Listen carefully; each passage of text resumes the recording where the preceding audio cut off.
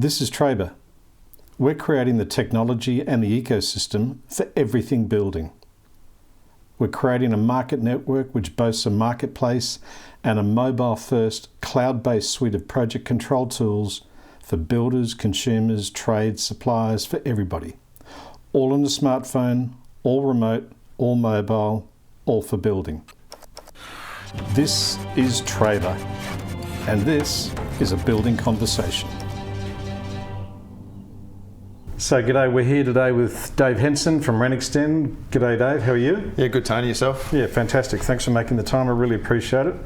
So how can you, how does Renxtend respond to customer expectations? I mean, if it's, is it something that you're constantly focused on about the whole customer experience and how you engage with people and how you respond to their needs? Or is it sort of, well, it's my way and this is how we do it, or? No, definitely not my way. That's no way to treat a client, I don't think. You've got to listen. Make sure they're happy with what you're delivering, they're happy with everything. Just be forward, as I mentioned before, just make sure you're forward with everything. Communication, once again, it's 90% of the job is communication. Yeah. The client understands what you're doing, what you're about. Yeah, there is nothing else really. All I want to know is what's happening. That's right, and it's not an unreasonable requirement, is it? No, and onto that, for them, like 2, 3, 4, 5 years ago, I didn't use any management software, and now I do. So specific on site for these people, and they can now see the job progressing day to day. Yeah. If they're not there, they can see photos. We update it. So Trabr is a great thing to do that with. So they can log in and see everything. That's the communication side of it too. So they feel like they're in the job. Yeah. They feel like they're part of it. That's the last thing you want to do is exclude a client on their own place. So do you think that's driven by the fact that, and without getting too granular on this, because the world's now sort of so digitally aware and socially informed and media's in our face 24/7, all that sort of stuff, that need for access to and knowledge of what's happening around us, does that drive people's expectations about, I want to know? Because I'm sure 10, 20 years ago, maybe even longer, that was never the case, obviously. No, I think a lot of it's got to do with professionals, these days where you've got, the husband and wife both work, so they're not around. Yeah. 20 years ago, slightly different. Yeah, it was slightly different. Mainly, one of them went and worked while the other one was at home, so they got to see it. Yeah. These days, especially with the costs these days of building, they've both got to work. So one's out, working, the other one's now working as well. So they can be sitting in their office and see updates without having to be on site, and that's a great thing. And especially social media, like. They want to put those photos out to say, hey, this is what we're doing. Go for your life. Have a look at this, have a look at that. So post and boast your heart away. That's pretty much, exactly right. Yeah. Ulterior benefits in the form of marketing. So what would you say is the single biggest pain point running a building company in 2020? The biggest issue I had was trades, getting the right trades, which I discussed earlier. That was the biggest issues I had coming into this year. Yeah. There's a few that I wasn't happy with, and trying to find the right ones. And I think which I have found. And talking to other builders, that's one of their biggest issues is trades and sometimes your employees. So that which can be hard. Yeah. But you've got a good team now. Got a great team. That's good to know. To what extent has technology factored into building in 2020? Well, 20 years ago, everything was on paper and pen.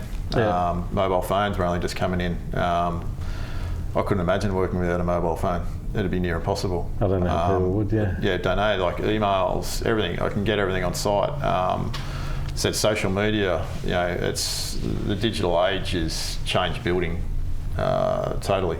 As I said, I just don't know how they used to do it without the infrastructure we got these days with the digital side. And do you find that your colleagues and counterparts in the industry, they're going in the same direction with technology as well? Yeah. Yeah? Yeah. Everyone. There's a few that are lagging a little bit, and I even say to them, look, you've got to look into this. I know it's an extra cost on your business, but it helps you, in the long run. Yeah. You'll be beneficial. Yeah. Well, if it makes you better, it's a no-brainer. Yeah. Interesting. So tell me, I know you don't have a crystal ball handy, but if I asked you how do you imagine building, let's talk about home building, is going to change over the next 5 or 10 years or whatever period of time you care to think about, how do you think it might evolve? I don't have a crystal ball. No, sure. That's I don't know. Technology obviously got a big part to play in it, but you look at how something gets built these days. On site, I don't think it's going to change. It's just going to be your management. It's not like we're going to see robot bricklayers on every side, is it? And you won't, because robots can't fix things that humans can. It just, it hasn't changed. Like, building really hasn't changed on site in the last 20, 30 years since while I've been working. And the rest, yeah. And the rest. It's just management sides and all that sort of stuff. Yeah, the technology's there for all that sort of stuff. So management, administration, communication, the whole coordination, collaboration piece is where technology has a role. Yeah. But the physical doing of it, it's building. You can't change it. Yeah. A robot is not going to be able to do our job. Yeah, and I mean, you can have as many drones up in the sky as you want, but they can take pictures and that's about it. Yep. I guess. Totally. Not to criticise drones or robot robot bricklaying machines or their companies. Okay, interesting. The business that you guys have got here, Renxtend, do you mainly do fixed price work or cost plus? At the moment, a lot of it's mainly fixed. We do a little bit of cost plus. Once again, I try and educate the client on this. A lot of clients don't want to go down the cost plus side because they think, oh, hang on. They want to know a number. Which they want to know understand a number. that. And banks will only go fixed price. Sure. So that's the difficulty in going for a cost plus. But clients of mine that have gone cost plus are grateful for it because there is more leeway here and there. You don't get charged exorbitant overheads or anything like that, which I don't do anyway, but a lot of builders probably do for the variations. Yeah. So obviously in a cost plus there is no variation. There is no variation. Sure. But the other side of that is they're very worried, that they could be bleeding money.